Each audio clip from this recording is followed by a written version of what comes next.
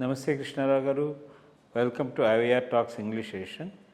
Now in this edition we just try to discuss the most trusted what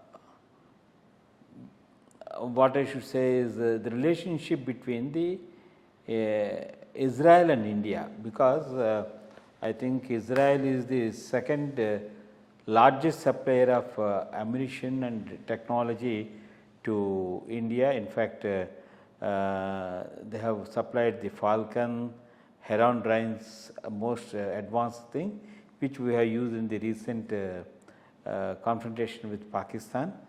And also, no doubt, their race is a very intelligent race in the world, Israelis, and in fact, the relationship started with on an agricultural sector using the drip irrigation, sprinkler irrigation and all those things, which helped a lot the Indian farmers. And now in the innovation, using innovation technology also, India and Israel are collaborating on artificial intelligence, cyber security and other high-tech matters also. And they are really more and more intelligent than America, Russia and others as far as intelligence is concerned. So, that intelligence India is using, and in fact it has helped in the recent war with Pakistan. So, in fact the Israelis are most respected in India unlike in other countries, and in fact recently there is a tweet that Elon Musk he has given the support for through the Starlink, and then he said everything should go far faster. In fact, how far that tweet is correct and all that, we have to just see that. So, in a survey that has been made in 2009, India has been reckoned as the largest nation which has supported the Israel. So, taking all these things consideration, how well the India-Israel relationships are going to go forward in the future years for the betterment of the both nations? I think historically, around the time India became independent, that's in 1947, Israel also became a separate state, separate country in 48, I think. So that right from that time, India should have built up relationship with Israel as a dependable ally and forged strong economic defense relationship. If the Prime Minister of India was Sardar Patel, not Jawaharlal Nehru, that would have happened automatically. It is the misfortune of India that in a very romantic, unrealistic way, Jawaharlal Nehru ignored Israel and started supporting the cause of Palestine. Right from Khilafat movement, this was unfortunately a view that Congress has taken, which did not really benefit India.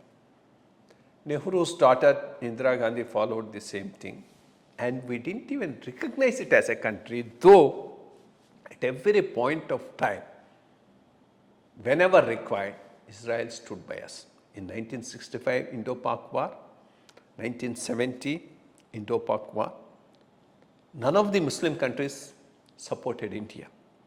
They were all supporting Pakistan.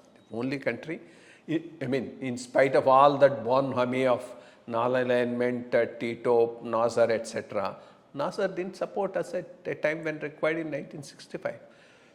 So, it was only they who were supporting us. It took us a long time and this dynasty to go even to recognize Israel. It was done during the period of P.V. Narasimha Rao.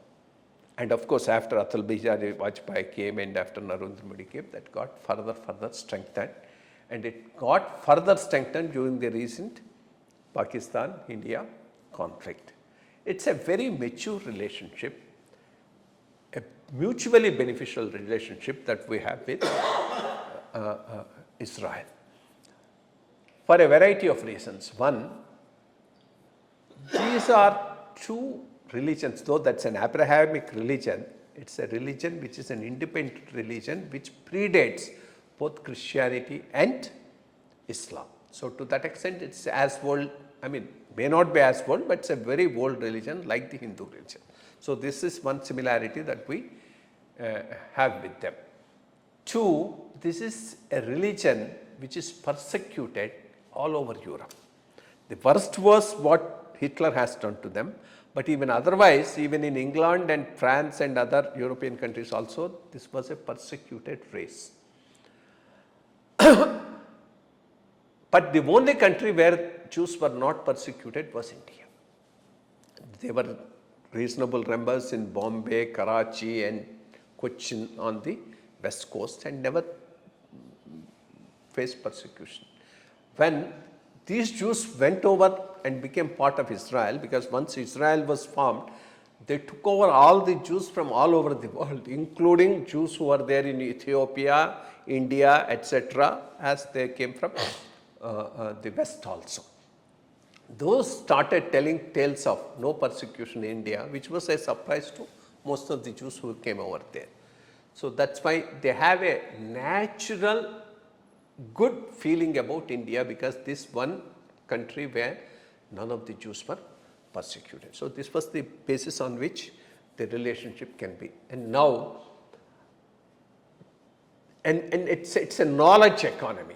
As far as Israel is concerned, it's a knowledge economy. Any relationship with is going to be advantageous to us.